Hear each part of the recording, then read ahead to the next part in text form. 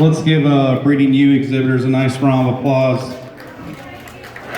Certainly had a lot of quality in each of the divisions as we bring them out here and line them up in terms of age. Again, a lot of quality. Now, there's obviously a lot of differences in what your priority is in what each particular breed and where you're going. And I think if you just look at what each one has to offer, that particular division is the way you have to look at it. As we talked about this yearling Southdown ewe that won the yearlings, one again. If you're wanting to raise weather type Southdowns, I think this one's just really good. And you just study her fundamentals. She's very good on her feet. She's very good on her pastures. And then you get on a side view, one that's this moderate, still tucked up in her chest floor. Her sternum's laid way up where it needs to be. She still has a lot of rib shape and volume to her. And then when you get behind her, just a lot of muscle.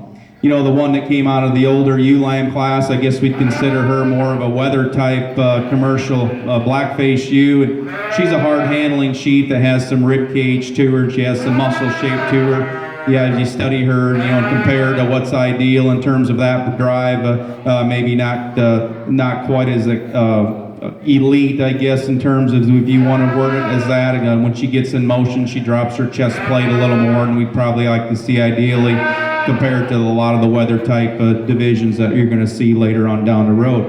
Then we had a Hampshire breeding ewe come out of the late division, and that one's geared more towards the frame type Hampshire sheep. And one that's really impressive in terms of her feet and legs. Again, you study her at the ground. She's good pasture and she's good footed. She's got some bone. And then again, she's got some look and some attractiveness to her front end. She's got some rib shape. I think one, as far as you study her in that particular drive, you really got to like. Then we'll talk about the second place yearling Southdown, because again, she came through a very tough division, and she's geared more towards the bigger frame type of Southdowns. And one, again, you got to like for her strength that she has. She's very strong top line. She's elegant through her front end. Again, as we discussed in that division, you know, she's obviously not as pulled apart and muscular, but I guess in that particular area of Southdowns, that certainly is a good one to discuss as well. So I think there's some differences in types and kinds. The one that I think is the most elite for what it has to offer is the young lady Southdown yearling. She'll be your champion.